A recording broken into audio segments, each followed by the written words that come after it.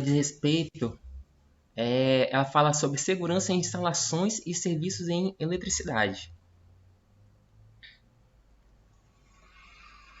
Então, vamos lá, para o item 10.1, objetivo e campo de aplicação. Essa norma regulamentadora, essa ANR, ela estabelece os requisitos e condições mínimas, objetivando a implementação de medidas de controle e sistemas preventivos, de forma a garantir a segurança e a saúde dos trabalhadores, que direta ou indiretamente interagem em instalações elétricas e serviços de eletricidade. Bom, então, o item 10.1.2, ele fala assim que essa NR ela se aplica às fases de geração, transmissão, distribuição e consumo da energia elétrica. Mas não apenas isso, ela inclui também etapas de projeto, construção, montagem, operação, manutenção das instalações elétricas e quaisquer outros trabalhos realizados nas suas proximidades, ou seja, em volta de um local que está sendo realizado algum projeto ou sendo desenvolvido algum projeto de instalação elétrica. E é claro, observa-se também nós observamos essas normas técnicas oficiais, que são estabelecidas pelos órgãos competentes. E se houver a ausência dessas normas técnicas que são estabelecidas por esses órgãos competentes, então nós consideramos as normas internacionais cabíveis. Medidas de controle. Em todas as intervenções em instalações elétricas, só um minutinho aqui, ocultar. Em todas as intervenções de instalações elétricas, devem ser adotadas medidas preventivas de controle de risco elétrico e de outros riscos adicionais, mediante técnicas de análise de risco, de forma a garantir a segurança e a saúde do trabalhador. Ou seja, é necessário que haja uma análise para o gerenciamento daquele risco elétrico em ambientes de instalações elétricas, ou que envolvam algum trabalho de eletricidade. Então, nós deveríamos analisar o nível de deficiência do ambiente, ou seja, ausência de medidas preventivas, nível de exposição do trabalhador ao risco elétrico, nível de probabilidade de ocorrência de acidentes e, por fim, o nível de risco, que seria o resultado da análise dos outros riscos, para definir a situação do risco naquele ambiente. E dessa forma, para que nós pudéssemos adotar medidas preventivas. Bom, aqui o item 10.2.2, ele fala assim: as medidas de controle adotadas devem integrar-se às demais iniciativas da empresa, do âmbito da preservação da segurança, da saúde e do ambiente do trabalho. As empresas são obrigadas a manter esquemas unifilares atualizados das instalações elétricas dos seus estabelecimentos, com as especificações do sistema de aterramento e demais equipamentos e dispositivos de proteção. Aqui eu coloquei um exemplo nessa figura 3, um exemplo de um esquema unifilar, que no caso deve ser sempre atualizado. Se houver alguma mudança, alguma alteração desse esquema, deve estar sempre sendo atualizado e, é claro, disponível numa empresa ou no órgão em que, por exemplo, há algum trabalho de instalação elétrica. E os esquemas unifilares, eles são os desenhos técnicos que apresentam de uma forma simplificada o sistema elétrico da empresa. É claro, desde a origem da instalação até os quadros de distribuição de circuitos. Então, nesses esquemas, nós podemos identificar características elétricas, como, por exemplo, a tensão, como nós vemos aqui, tensão de 220 e de 127 volts. Nós vemos aqui o medidor, nós vemos os outros circuitos das tomadas, nós vemos os barramentos, aqui nós vemos fase, neutro, terra, que no caso aqui é com o objetivo da proteção dessa instalação elétrica. Então, esse esquema unifilar ele é um documento técnico especializado, então ele deve ser elaborado por um profissional habilitado. Assim, considerando o item 10.8 dessa mesma norma, dessa NR10. Vamos lá. O item 10.2.4 ele fala assim: os estabelecimentos com carga instalada superior a 75 kW devem constituir e manter o prontuário de instalações elétricas, contendo além do disposto no subitem 10.2.3, ou seja, que eu havia citado aqui anteriormente. Então, vamos ler aqui quais são o que descreve esse prontuário de instalação elétrica. Aqui na letra A ele fala assim: conjunto de procedimentos e instruções técnicas e administrativas de segurança e saúde implantadas e relacionadas a esta NR e descrição das medidas de controle existentes. B. Documentação das inspeções e medições do sistema de proteção contra descargas atmosféricas e aterramentos elétricos. Quando ele fala que sistema de proteção contra descargas atmosféricas é o famoso SPDA. O C aqui é especificação dos equipamentos de proteção coletiva individual e o ferramental, aplicáveis conforme determina esta NR. Documentação comprobatória de qualificação, habilitação, capacitação, autorização dos trabalhadores e dos treinamentos realizados. A letra E. Resultados dos testes de isolação elétrica realizados em equipamentos de proteção individual e coletiva. Certificações dos equipamentos e materiais elétricos em áreas classificadas. E, por último, é o relatório técnico das inspeções atualizadas, com recomendações. Cronograma de adequações, contemplando as alíneas A a F. De A a F. Ou seja, como nós podemos ver, esse prontuário de instalações elétricas, ele exige muitos pontos, pois o trabalhos realizados em instalações elétricas, de fato, apresentam um grande risco se não houver normas que venham regular aquele determinado ambiente, para assim garantir a segurança dos trabalhadores do local de trabalho. Aqui no item 10.2.5, ele fala assim: as empresas que operam em instalações ou equipamentos integrantes do sistema elétrico de potência, muitas vezes é chamado de CEP, é uma sigla, Sistema Elétrico de Potência. Então, deve constituir um prontuário com o conteúdo do item 10.2.4, que nós lemos anteriormente, e acrescentar ao prontuário os documentos a seguir listados. Ou seja, além deste item, ele exige também estes dois outros: a descrição dos procedimentos para emergências e certificações dos equipamentos de proteção coletiva e individual. Como eu falei anteriormente, o CEP é uma sigla que significa Sistema Elétrico de Potência, e ele corresponde a um conjunto de todos os equipamentos e instalações que trabalham com a geração, transmissão e distribuição de energia elétrica, chegando até a medição, até o momento da medição. Ou seja, são exigidos muitos pontos neste item. No caso de empresas que venham trabalhar com a instalação elétrica, em algum serviço de instalação elétrica. Então, eu vou dar até alguns exemplos dos equipamentos de proteção que são bastante necessários, são exigidos assim nesses prontuários.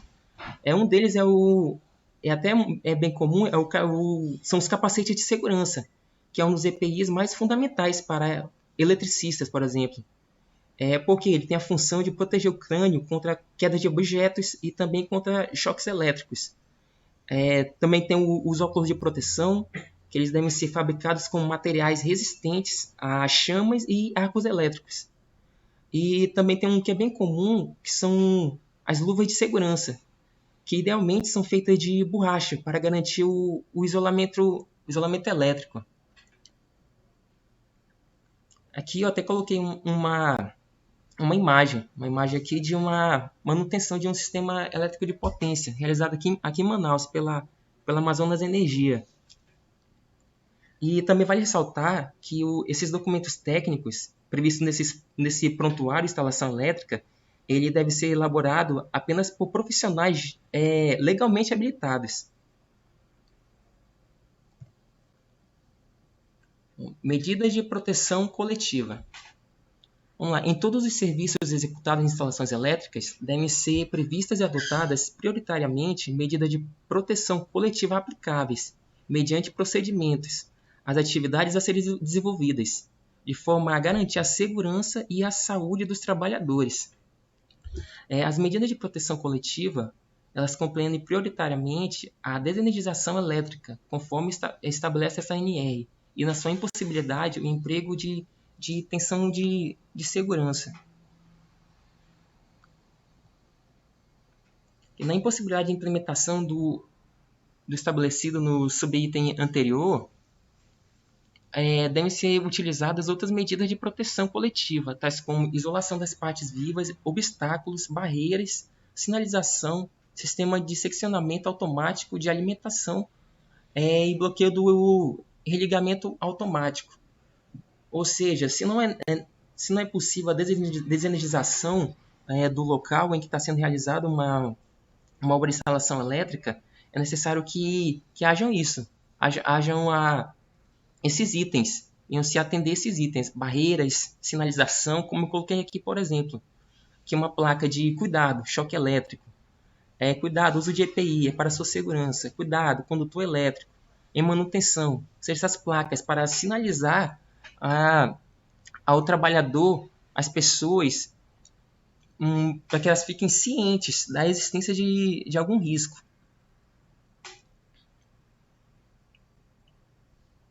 Bom, voltando aqui.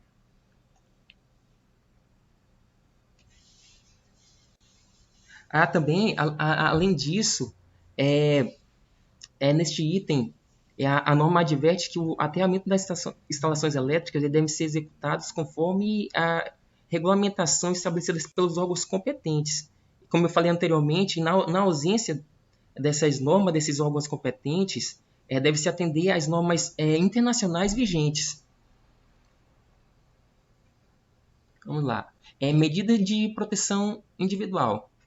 Nos trabalhos em instalações elétricas, quando as medidas de proteção coletiva forem tecnicamente inviáveis ou insuficientes para controlar os riscos, devem ser adotados equipamentos de proteção individual específicos e adequados às atividades desenvolvidas em atendimento ao disposto na NR6. Essa NR ela trata especificamente dos equipamentos de proteção individual, que são os EPIs. Aqui nesse segundo item, as vestimentas de trabalho devem ser adequadas às atividades, devendo contemplar a condutibilidade, inflamabilidade e influências eletromagnéticas. E por último, é vedado o uso de adornos pessoais nos trabalhos com instalações elétricas ou em suas proximidades. E é visto que a cada dia que se passa, a preocupação com o bem-estar dos trabalhadores em geral é bem grande. Isto pode ser notado com a implementação e avanço das leis trabalhistas e das normas regulamentadoras, as NRs. Com isso, as empresas passaram a cobrar de seus trabalhadores o cumprimento dessas normas, quando cabíveis às suas atividades, seja por receio de multas, perda de benefícios fiscais, ou a compreensão que um funcionário afastado é mais oneroso. Porém, outras empresas já têm a visão correta de que a segurança não é um custo, como se pensava no passado, mas é um investimento que gera, de fato, rendimentos e bem-estar para os funcionários. Enfim, é uma visão de que a segurança também é qualidade de vida. E, neste caso aqui, nesse item, este último item aqui, os adornos pessoais eles são considerados os enfeites, como anéis, relógios, pulseiras, broches e determinados materiais afins, sendo que gravatas, crachás pendurados, como cordão, também são considerados adornos pessoais. Nós podemos notar também que essa norma ela é bem direta, e ela não dá espaço para interpretações ou discussões, pois podemos ver aqui que ela proíbe até o uso de adornos até nas proximidades de trabalhos com instalações elétricas. Segurança em projetos.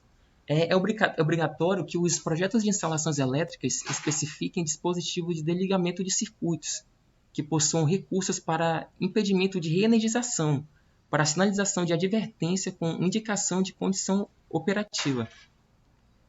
O projeto elétrico, na medida do possível, deve prever a instalação de dispositivo de seccionamento de ação simultânea, que permita a aplicação de impedimento de reenergização do circuito. Eu coloquei aqui esta imagem de alguns equipamentos que fazem um bloqueio de disjuntores. Os disjuntores estão extremamente presentes em trabalhos em obras de instalação elétrica. Por quê? Porque o disjuntor é um dispositivo que ele deve receber o bloqueio elétrico adequado para impedir, por exemplo, a reenergização de um circuito. Porque ele tem a função de controlar a corrente elétrica e interromper a circulação com o desarme do disjuntor. Então, por que utilizar equipamento de bloqueio de disjuntores? Isso é para impedir que outra pessoa ligue a máquina ou o painel elétrico no momento da manutenção, garantindo a segurança do técnico que está realizando o trabalho. E para trazer mais segurança ainda para o trabalhador, é correto utilizar cadeado de bloqueio, com um corpo plástico, por exemplo, uma vez que não são condutores de eletricidade, são considerados isolantes. Esse equipamento de segurança pode ser aberto somente com a chave que permanece com o trabalhador, que está realizando aquela manutenção, assim impedindo possíveis erros. Então, esses equipamentos de bloqueio de disjuntores, de fato, são muito importantes para a manutenção da saúde do trabalhador.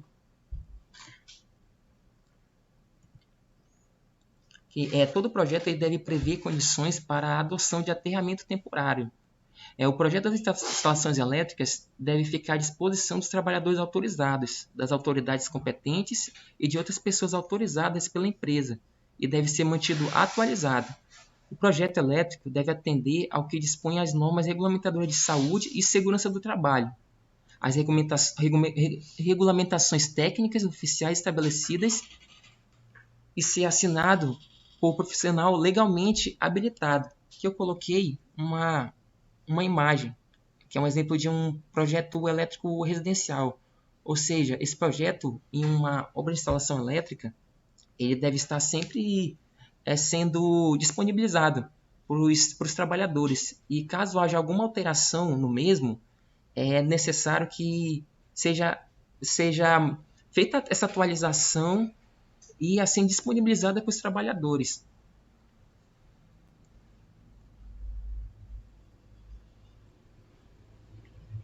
Vamos ver aqui. Bom, segurança na construção, montagem, operação e manutenção. As instalações elétricas devem ser construídas, montadas, operadas, reformadas, ampliadas e reparadas e inspecionadas de forma a garantir a segurança e a saúde dos trabalhadores e dos usuários também, e serem supervisionadas por profissional autorizado, conforme dispõe esta NR. Ou seja, apenas pessoas autorizadas e capacitadas podem estar presentes ali nas instalações elétricas para trabalhar nesse tipo de serviço. Nos trabalhos e nas atividades referidas, devem ser adotadas medidas preventivas destinadas ao controle dos riscos adicionais, especialmente quanto à altura, confinamento, campos elétricos e magnéticos, explosividade, umidade, poeira, fauna e flora e outros agravantes, adotando-se a sinalização de segurança.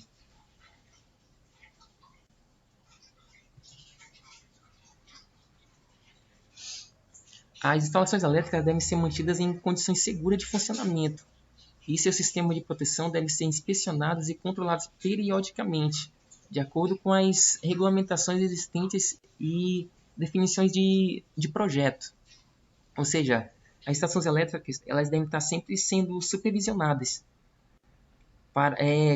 continuamente, para assim, é claro, sempre objetivando a saúde do trabalhador. Por último aqui, para atividades de instalações elétricas, deve ser garantida ao trabalhador iluminação adequada e uma posição de trabalho segura, de acordo com a NR17, que trata sobre ergonomia, de forma a permitir que ele disponha dos membros superiores livres para a realização das tarefas.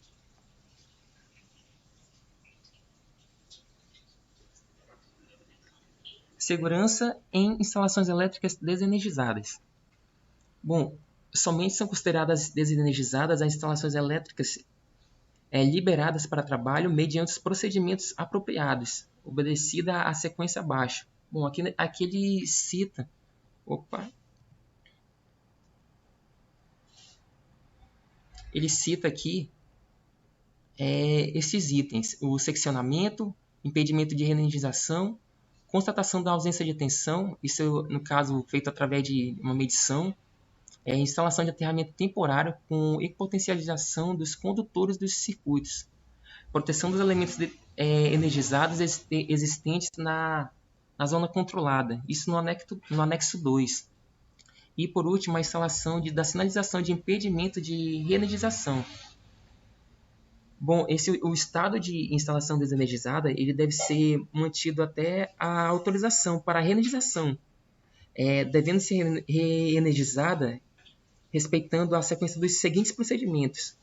Por exemplo, retirada das ferramentas, utensílios e equipamentos, retirada da zona controlada de todos os trabalhadores que não estejam envolvidos no processo de reenergização, remoção do aterramento temporário, da equipotencialização e das proteções adicionais. Remoção também da sinalização de impedimento de reenergização. E, por último, o destravamento, se houver, e religação dos dispositivos de seccionamento.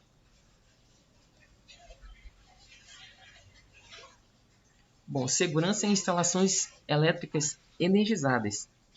Bom, as intervenções em instalações elétricas com tensão igual ou superior a 50 volts em corrente alternada ou superior a 120 volts em corrente contínua somente podem ser realizadas por trabalhadores que atendam ao que estabelece o item 10.8 desta norma.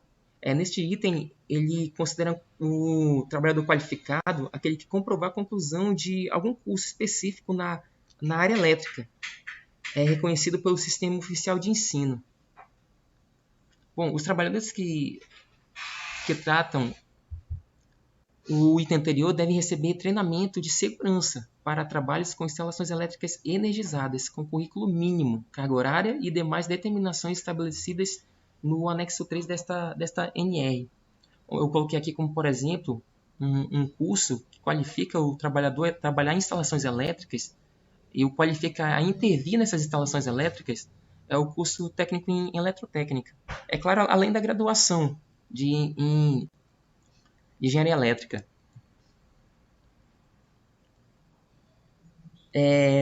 Ou seja, são permitidos apenas aqueles trabalhadores que pelo menos contêm um curso básico em segurança em instalações e serviços com eletricidade, que podem realizar essas intervenções, como eu falei, citadas no item anterior. Bom, os serviços em instalações elétricas energizadas ou em suas proximidades eles devem ser suspensos de imediato na iminência de ocorrência que possa colocar os trabalhadores em perigo. Sempre que inovações tecnológicas forem implementadas ou para a entrada em operações de novas instalações ou equipamentos elétricos, devem ser previamente elaboradas análises de risco, desenvolvidas com circuitos desenergizados e respectivos procedimentos de trabalho. Agora eu vou passar a palavra para o meu parceiro aqui, o Eliezer.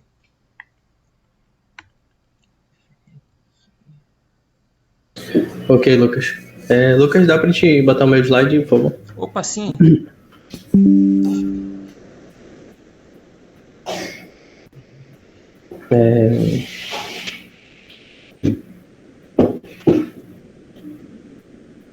Bom dia, professora. Como eu falei anteriormente, essa NR10 ela é bem extensa, né? E vocês já puderam ver aí que é bem grandinha. Então vamos lá, né? trabalho envolvendo alta tensão, né, que os trabalhadores que intervêm em instalações elétricas ionizadas de alta tensão, que exercem essas atividades dentro dos limites estabelecidos com zonas controladas de risco, né?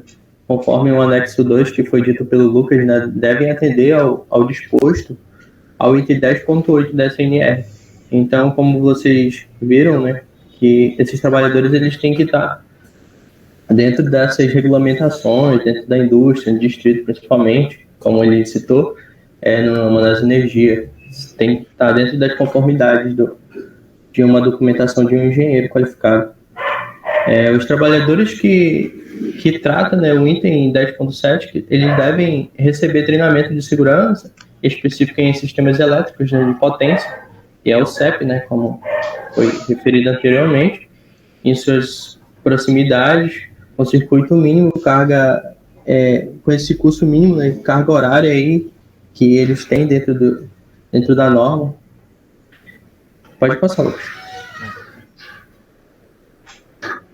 E quando eu comecei a estudar um pouco sobre a NR10, eu vi que ela é bem específica, e pelo tempo que eu trabalhei no distrito e conheço, essas exigências são verdadeiras mesmo, né? Não é só aqui na historinha, não, ela é verdade mesmo.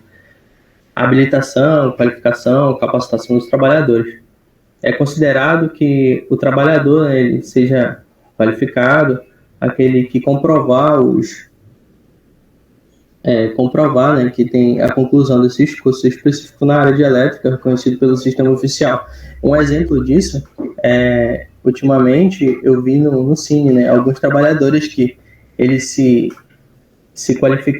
iam para certa vaga de elétrica e eles não tinham os cursos qualificados que exerciam, né, aquela função dentro do estabelecimento da empresa, como um curso básico para elétrica. E fora esse curso básico, ele tinha que ter o treinamento em CEP, né, que para implementar o CEP, para ele fazer o curso do CEP, ele tinha que ter o básico de elétrica, senão ele nem entrava nessa vaga de trabalho. Então, como vocês, é bem exigente mesmo a área da elétrica no distrito, né? Então, é isso aí. Pode passar essa, Lucas, também. E proteção contra incêndio e explosão. As áreas onde houver instalações de equipamentos elétricos devem ser dotadas de proteção contra incêndio e explosão, conforme disposto na NR23, né? Que ela trata-se contra incêndios e explosões dentro da indústria. Os materiais, peças, dispositivos, equipamentos e sistemas destinados à aplicação em instalações elétricas de ambientes com atmosferas potencialmente explosivas devem ser avaliados quanto à sua conformidade no âmbito do sistema brasileiro de certificação. Dessa forma, né, eu pude ver também dentro da indústria uma parte era uma fabricação de gelo, e o rapaz teve um vazamento de gás nessa fábrica, e ele tinha que fazer uma solda. Aí ele teve que ligar a máquina toda de solda. Eu tô explicando aqui mais o que eu vivenciei dentro da indústria, entendeu? E ele teve que ligar essa máquina de solda e fazer um resfriamento no tubo, porque no momento que ele começasse a soldar e aquela parte da solda pegasse ali começasse a pegar um fogo, né, que sai um fogo da ponta, isso podia acontecer uma explosão dentro da indústria. Então ele teve que resfriar todo o sistema, e era até o sistema de amônia. Então tem muito a ver com a NR10, porque ele movimentava um sistema elétrico, um sistema de gás, um sistema de resfriação. Então isso podia acontecer um incêndio e uma explosão a qualquer momento. Então aí ele usou todos os EPIs adequados, foi fazer essa soldagem no tubo de gás, e ao mesmo tempo todo mundo se afastou, o perímetro foi isolado, como diz no anexo 2, que o Lucas acabou de citar. Isso foi tudo isolado ao lado, e só ficou ele naquele local. E foi assim, nós, né, olhando de distante, né, dava até uma aflição, como se ele fosse um rapaz que tivesse que organizar, né, e como é que fala?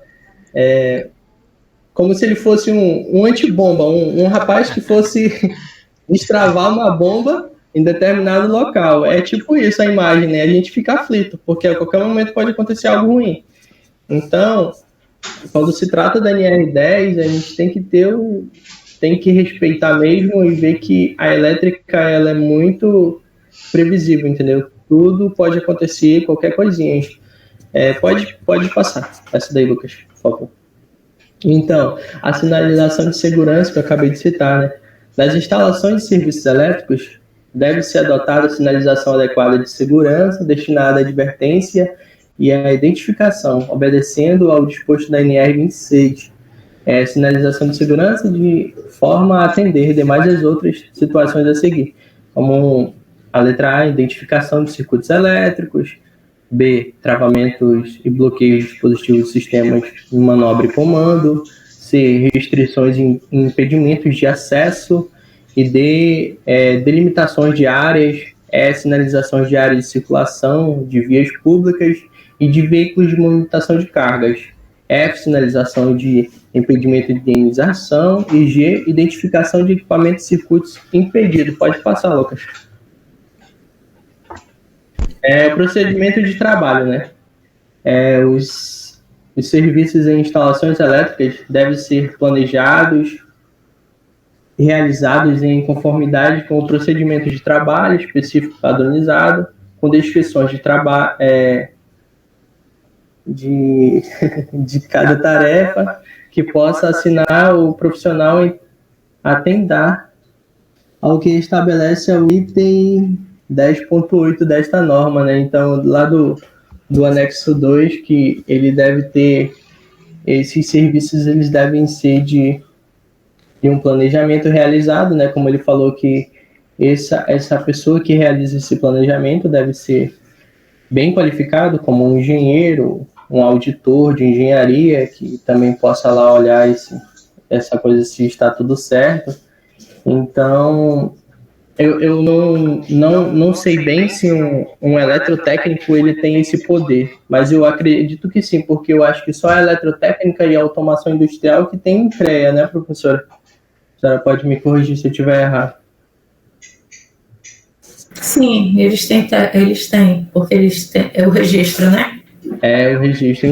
Então, a partir desse registro que um eletrotécnico tem, ele tem esse poder de fazer um projeto, um planejamento para poder realizar um determinado trabalho, né, específico na área da NR10. Pode pular isso daí, Lucas, por favor.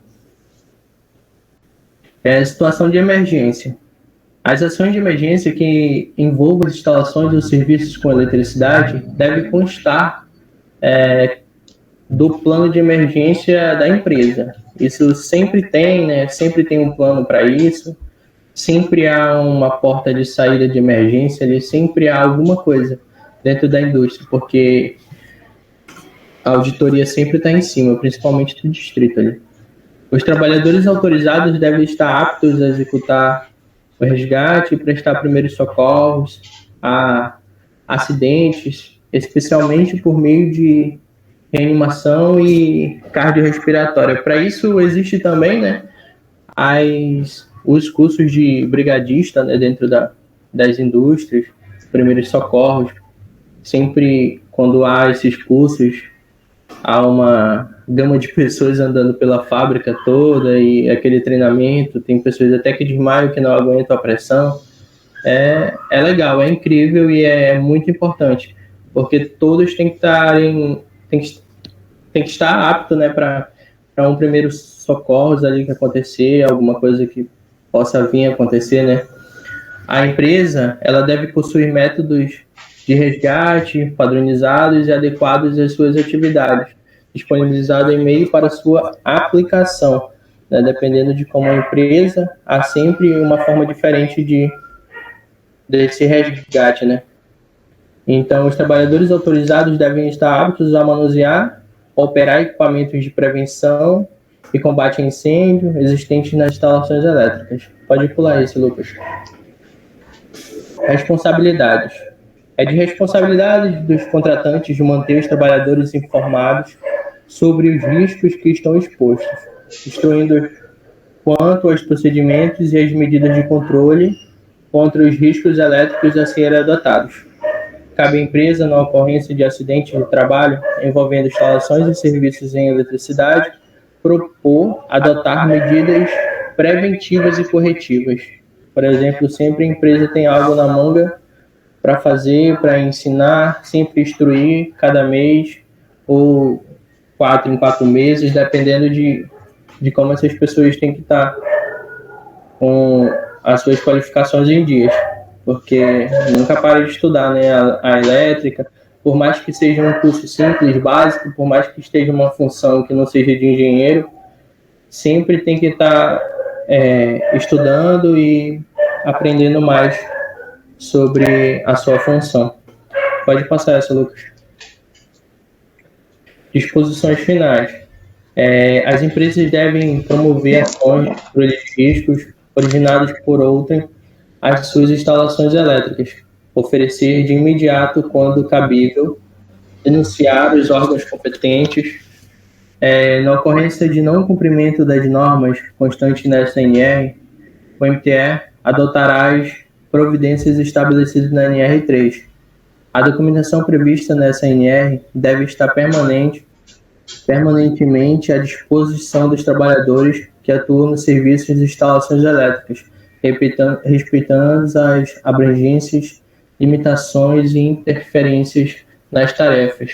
Então, todo mundo tem que seguir as mesmas regras da elétrica, sabendo que sempre quando for mudado alguma norma ou alguma coisa, que sempre há na elétrica, né? Eu estava lendo sobre a NR10, que sempre tem alguma coisa que eles mudam, alguma coisa que eles atualizam, como se trata da elétrica, sempre tem componentes novos. Pode passar esse, Lucas. E então, aí a gente vê o treinamento, né, que, como foi dito no início do anexo 2 do Lucas e esse do 3 agora, e a gente tem que ter um curso básico para poder fazer essa segurança em instalações e serviços com eletricidade para os trabalhadores autorizados, e a carga horária é de 40 horas, a mínima, né? 40 horas. Então, não requer só um curso básico para fazer um trabalho de elétrica. Sempre há, nesses treinamentos, a introdução, segurança de eletricidade, que eles querem ver, né, o seu potencial, se você sabe mesmo, porque eu próprio já fui para alguns treinamentos para vagas de eletricista e vi que, né, que tem que fazer a prática. Então, conforme a tua prática em um sistema ali todo energizado, eles vão ver se tu sabe mesmo, se tu entende, se tu sabe o que é positivo e negativo, sabe o que é terra. Então, eles vão medir a tua capacidade, né? Então, tem que estudar mesmo e tem que se dedicar para poder exercer uma função de eletricista, porque não dá para falar que sabe e chegar lá e não sabe nada e vai acabar queimando equipamento, pegando um choque, risco até de levar a óbito, né? Esses riscos em instalações de serviços com eletricidade, o choque elétrico, mecanismo e efeitos, arco elétrico, queimaduras e quedas, campos eletromagnéticos e técnicas de análise de risco. Pode passar esse, Lucas. Então, essas medidas de controle de risco elétrico, termização, aterramento funcional, equipotencialização, seccionamento automático de alimentação, dispositivo de corrente de fuga, extra baixa de tensão, barreiras e involucros, bloqueios e impedimentos, obstáculos anteparos, isolamento das partes vivas, isolação dupla ou reforçada, colocação fora de alcance e separação elétrica. Então, todos esses itens, eles estão dentro das medidas de controle de risco de elétrica, que é o curso básico que nós temos que ter, principalmente quem for para a área da elétrica. E fora esse curso, para você fazer o curso de CEP, pode passar, Lucas, eu acho que eu não coloquei. Não tem mais. Então, para fazer o curso de CEP, você tem que ter principalmente esse primeiro curso, né, que é o curso básico de eletricidade, para você saber desvendar o que é o certo, o que é o errado, e para você fazer o seu trabalho certo. Então, com esses 40 horas de curso que assim você vai fazer o CEP, que é o curso com mais especificações para a área da elétrica, né? Para um eletricista, tipo, seja ele eletricista industrial, eletricista predial, e até um engenheiro ele tem que ter. Por mais que a grade da engenharia, principalmente na UEA, é muito grande, a grade de elétrica, ele tem que ter o curso de NR10, fora a parte, o curso CEP e vários outros cursos que compõem, né, a parte da elétrica. Então é isso, professora. A NR10 ela é bem grande mesmo, e foi o que a gente pôde resumir, né, o máximo para o pessoal entender aí o que é a NR10. Obrigado, tá?